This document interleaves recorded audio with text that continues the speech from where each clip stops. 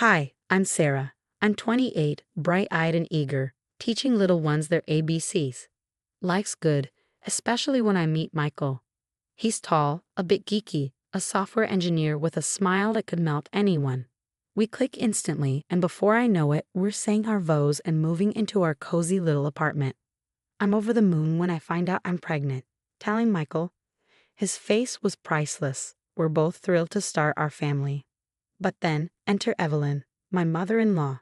Where do I even begin? Sarah, dear, don't you think you should dust more often? She'd say, swiping a finger along our bookshelf. Or, Michael always loved my pot roast. I'll have to show you the recipe sometime. It's like nothing I do is ever good enough for Queen Evelyn. One day, I'm in the kitchen making lasagna, and here comes Evelyn, gliding in like she owns the place. Oh, Sarah, she tuts, eyeing my dish. Is that how you layer it? No wonder Michael's losing weight. I grit my teeth. Evelyn, I appreciate the advice, but this is how I make it. Well, if you say so, dear. I just want what's best for my son. And Michael? He's as helpful as a chocolate teapot when it comes to standing up to her. She means well, Sarah, he'd say, shrugging. Let's just keep the peace, okay? My best friend Lisa, though, sees right through it. Over coffee one day, she says, Girl, this Evelyn situation is toxic. You need to set boundaries before it gets worse. I stir my latte and sigh. I know, but Michael loves her. I don't want to cause trouble. It'll get better, right? Lisa gives me that look. Sarah, honey, wake up. This isn't going to magically fix itself. Deep down, I know she's right, but I'm stubborn. And pregnant. I should be picking out nursery colors and onesies, not dealing with family drama. So I put on a brave face, telling myself everything will be fine. Once the baby comes, everything will fall into place, right? Fast forward to the big day. Emily is born via emergency C-section. I'm exhausted, sore, trying to figure out how to be a mom. Emily, though, is perfect. She makes all the pain worth it. One morning, as I'm struggling to get out of bed, I hear the front door open. Wonderful.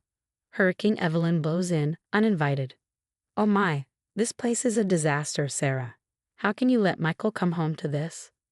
I grit my teeth. Evelyn, I just had surgery. The doctor said. Nonsense. When I had Michael, I was up and about in no time. You're just not trying hard enough. Days blur together.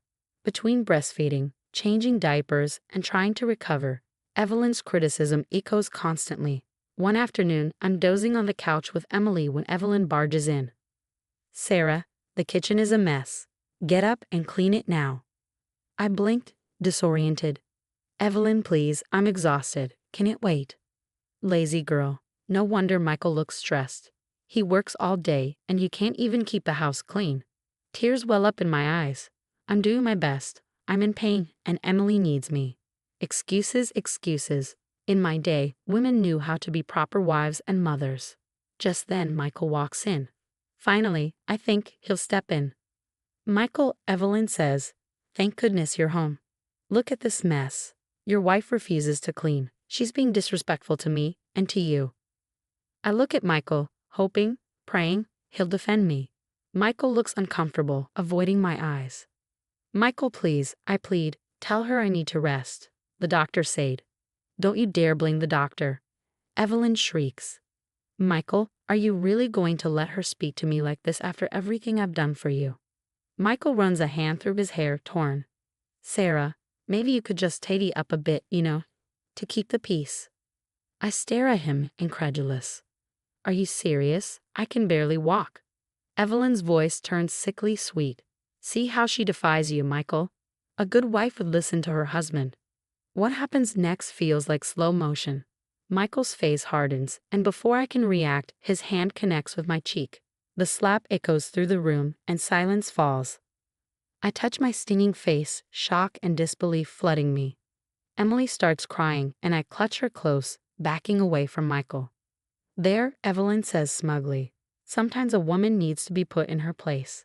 I'm shaking, tears streaming down my face. This can't be happening. I fumble for my phone and dial Lisa's number. Lisa, I need help. Can you come over, please? 20 minutes later, Lisa bursts through the door with her brother, Mark, in tow. One look at my face and Lisa's eyes narrow. What the hell happened here? Mark, always the lawyer, takes charge. Sarah, grab what you need for you and the baby. You're not staying here tonight. As I hurriedly pack a bag, the raised voices from the living room blur together.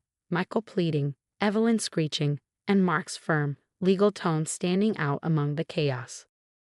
Lisa helps me to the car, Emily secured in her carrier. As we pull away, I catch a glimpse of Michael standing on the porch, looking conflicted. Lisa's spare room becomes my sanctuary. Emily and I settle in, surrounded by boxes of hastily packed belongings and a sea of uncertainty. But at least we're safe. You sure you want to go through with this? Lisa asks one morning, watching me fill out divorce papers. What choice do I have? I can't go back, not after that. I reply, the weight of my decision heavy. She nods, understanding in her eyes. Have you thought about therapy? It might help sort through all of this mess. Turns out, she was right. My therapist, Dr. Chen, became my lifeline. In her cozy office, I started to unpack years of manipulation I hadn't even realized I'd endured. Sarah, I want you to start documenting Evelyn's behavior, Dr. Chen suggested one day. Not just recent events, but everything you can remember. As I dug through my memories, a pattern emerged: Evelyn's constant criticism, her way of turning Michael against me. It all started to make a sick kind of sense. One night, unable to sleep, I scrolled through Michael's old Facebook photos. A face caught my eye: his ex-girlfriend, Jessica. On a whim, I sent her a message. Jessica's reply came faster than I expected. Sarah, oh my God. I've wanted to reach out to you for years. Are you okay? We met for coffee, and the floodgates opened. Jessica's story mirrored mine in so many ways. Evelyn's criticism, the manipulation, Michael's inability to stand up to his mother. It was like she had this hold over him. Jessica explained, stirring her latte. I couldn't take it anymore. I had to get out. As we talked, my phone buzzed. Michael again. I silenced it, ignoring his pleas for forgiveness. He keeps saying he'll change, I confided to Jessica, but I don't think I can ever trust him again. She reached across the table, squeezing my hand. Stay strong, Sarah. You're doing the right thing. Back at work, trying to find some normalcy, I found an unexpected ally in James, a fellow teacher. Rough night? He asked one morning, noticing the bags under my eyes. Before I knew it, I was spilling everything. James listened without judgment, offering a shoulder to cry on and practical advice. My sister went through something similar, he shared. It's tough, but you're tougher. And hey, if you ever need someone to watch Emily so you can take a breather, I'm your guy. As the weeks passed, I felt stronger. The Sarah who had let Evelyn walk all over her was fading, replaced by someone who knew her worth. And with every small victory, every peaceful night with Emily, every day I didn't cave to Michael's begging, I knew I was on the right path. The day of the court hearing arrived, and I stood before the courthouse with a mix of dread and determination swirling in my stomach. This was it, the day everything would change. You've got this, Lisa whispered, squeezing my hand as we walked inside. My lawyer laid out our case, presenting evidence of emotional abuse and that fateful slap. I held my breath, waiting for the judge's decision. Full custody granted to Sarah, with supervised visitation for Michael. Relief washed over me. Emily was safe. We were free. As we left the courtroom, a familiar voice called out, Sarah, can we talk? I turned to see Michael's sister, Amy. I had always liked her, though we were never close. I need to tell you something, Amy said, her voice quiet. About Mom, about everything. Over coffee, Amy spilled years of family secrets, Evelyn's manipulation, the wedges she had driven between siblings, partners, friends. I should have spoken up sooner, Amy said, tears in her eyes. I'm so sorry. Sarah nodded, her voice steady. I'm willing to testify if it helps. Amy's testimony was the final nail in Evelyn's coffin. The family rift that followed was ugly but necessary. Some sided with Evelyn, but many, seeing the truth at last, chose to cut ties.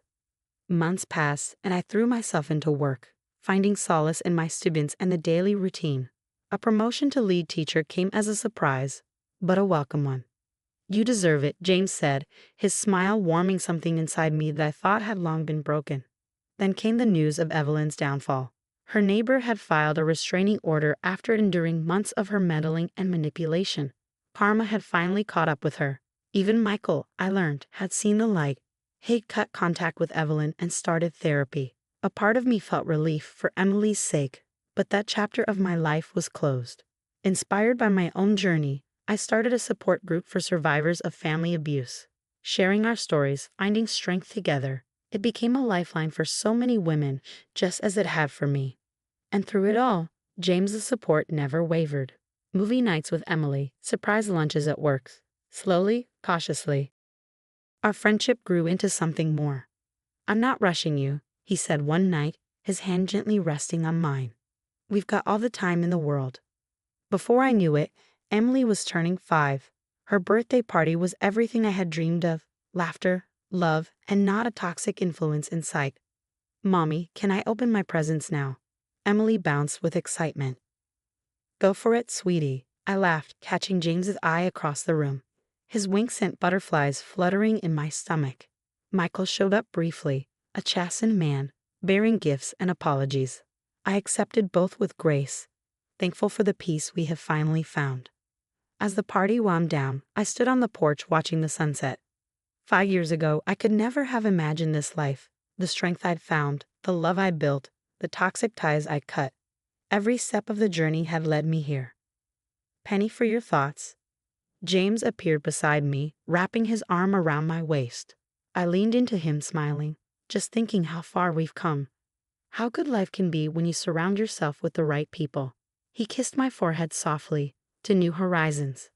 I nodded, my heart full. To new horizons. Inside, Emily's laughter rang out, a sweet reminder of all I had fought for.